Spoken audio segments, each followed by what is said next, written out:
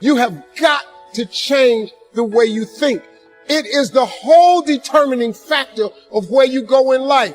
We are all where we are today because we thought ourselves to this position. If you don't like the position, think yourself out of it. Change your attitude, you change your altitude. I'm going to tell you something that every successful person has to do, including you. Believe it or not, every successful person in this world has jumped. I'm going to tell you what I mean by that. You are going to have to jump. You cannot just exist in this life. You have got to try to live. If you are waking up thinking that there's got to be more to your life than it is, man, believe that it is. Believe in your heart of hearts that it is. But to get to that life, you're going to have to jump. You see people in life, when you're standing on the cliff of life and you see people soaring by, when you see people soaring, going to exotic places, you hear about them doing wonderful things. Maybe you look up the street and your neighbor just gets a car every year, every 2 years. You know, how is he doing that? Have you ever thought, maybe this person right here has identified their gift and is living in their gift? Because your Bible says, your Bible says your gift will make room for you. Your gift, not your education. You go get an education, that's nice. But if you don't use your gift, that education only gonna take you so far. I know a lot of people got degrees, man. They ain't even using it. It's your gift. But the only way for you to soar is you got to jump. You got to take that gift that's packed away on your back. You got to jump off that cliff and pull that cord. That gift opens up and provides the soar. If you don't ever use it, you're going to just go to work. And if you're getting up going to work on a job every day that you hate going to, that ain't living, man. You just existed. At one point in time, you ought to see what living's like. But the only way to see what living like, you got to jump. And here's the problem. Let me just be real with you. When you first jump, let me tell you something. Your parachute will not open right away. I'm sorry. I wish I could tell you it did, but it don't. When you jump, it's not going to open right away. You're going to hit them rocks. You're going to get some skin tore off on them cliffs. You're going to get all your clothes tore off. You're going to get some cuts on you. You're going to be bleeding pretty bad. But eventually, the parachute has to open. That is a promise of God. Here's another thing. You can play it safe and deal without the cuts and the tears. And you can stand on that cliff of life forever safe. But if you don't jump, I got another promise I can make you. Your parachute will never open. You'll never know. You'll never know what God really has. I was speaking at a school once.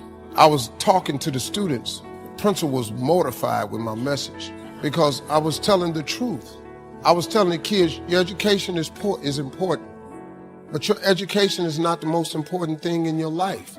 I'm sorry, it's not. Your dream is the most important thing in this world. Principal came up on the stage while I was speaking. Don't ever say that to my school again. Well, I'm just telling you, dog. You could save your kids a lot of pain if you ever talk to them about their dreams. You got to talk to young people about their dreams. If you talk to kids about their dreams, your dreams can spur you to get the education. But if you never find out what a child is dreaming about, you can't hold their attention. It's the dream, man.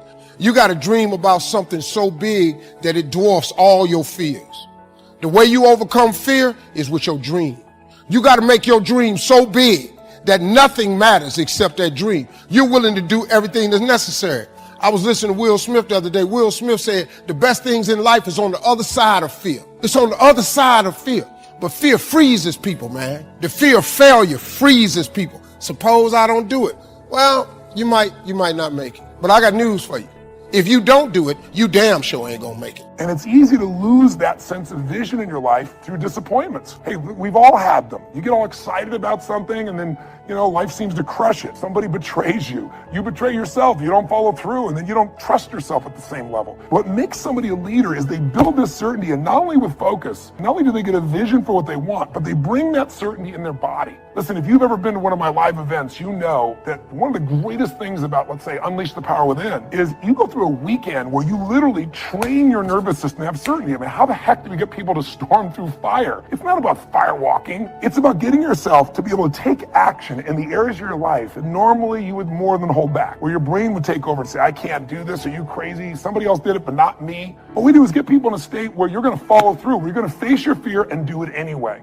And the way we do that, besides changing people's focus, showing you how to direct and control that focus, is also by learning how to use your body as the tool to change your state. Listen, if I drop my shoulders enough, if I were to breathe shallow enough, if I were to slow down and say, I don't know, I'll give it a try, and go into this state, I'd be like Samson getting his hair cut off, right? Because what we don't realize is that our mind is directly affected by the way we use our body.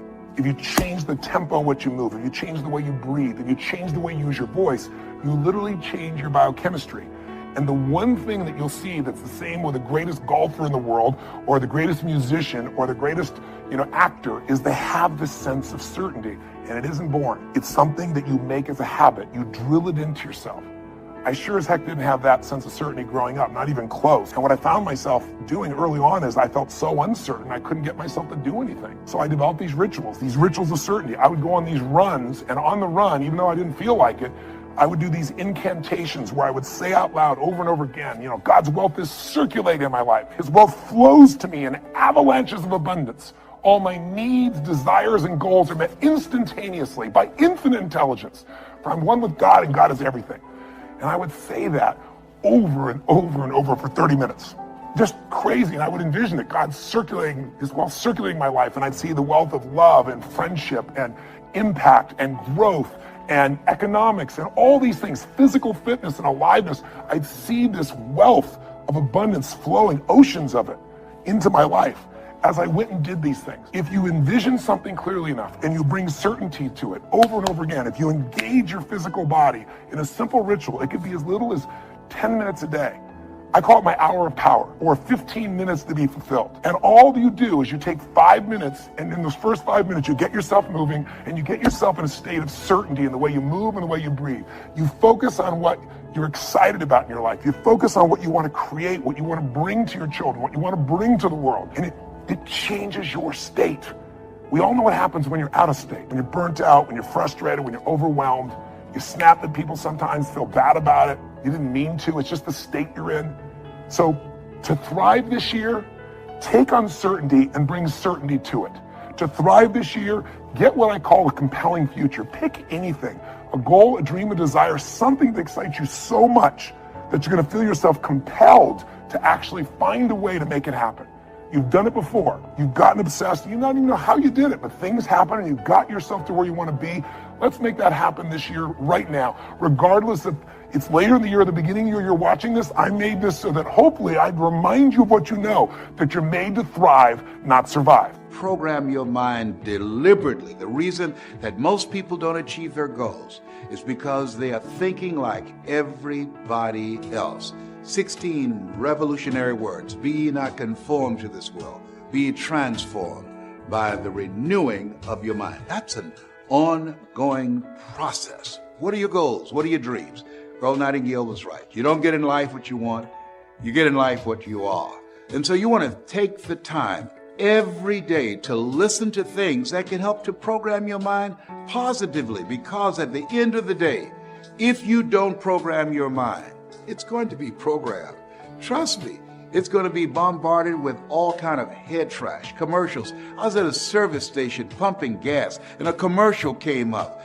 I mean, you get on the elevator and commercials are there. You look at billboards, there are messages that's coming in, over 5,000, 10,000 messages on a regular basis. And so as you look at your goals and dreams, it's very important that you are intentional about controlling what goes on in your mind, because everything gets in through the eyes and through the ears. So, what do you want? What do you want for yourself? What I'm doing right now, I didn't do it for 14 years. You know why? Because I was suffering from possibility blindness. Have you thought about doing something and you looked at what you wanted to do and your heart said, I could do that. And then your mind asked, how? And then you start thinking, well, I can't do that. I don't have a college education. I can't do that. I don't have an MBA or a PhD. I can't do that. I've never worked for a major corporation. Why would corporations reach over people with PhDs and MBAs and years of experience and pay me to come in to do something I've never done? I thought about doing this for years, and I talked myself out of it. There's an African proverb that says, if there's no enemy within, the enemy outside can do us no harm. Shakespeare says, therefore, dear Brutus, it's not in our stars, but in ourselves that we are underlings.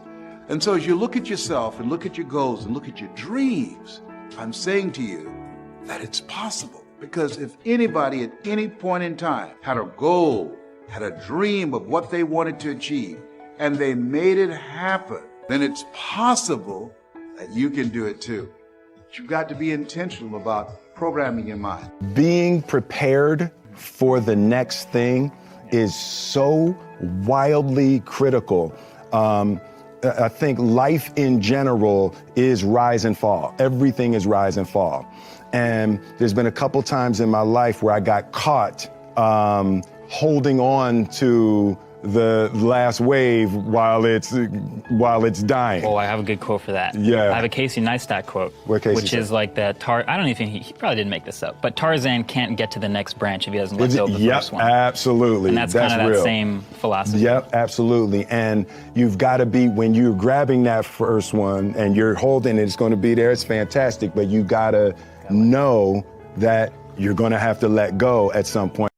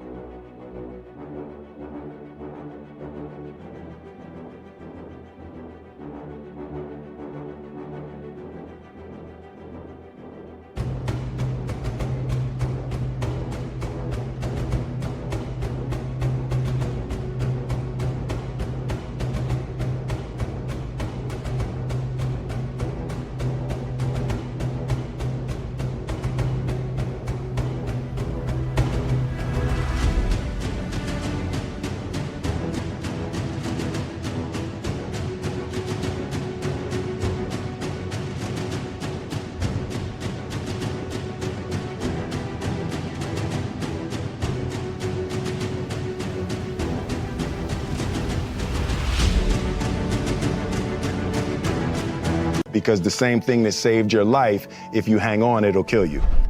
I look at the world through a lens of comedy, right? So my natural reaction is always, no matter when something happens and I can't even help it, it's why is that funny? It takes such a desperate, obsessive focus to excel on the level that I want to make movies. Choose actions that are in your own best interest. Every day, we are choosing that's not in our own best interest. You have to be able to be vulnerable in front of anybody.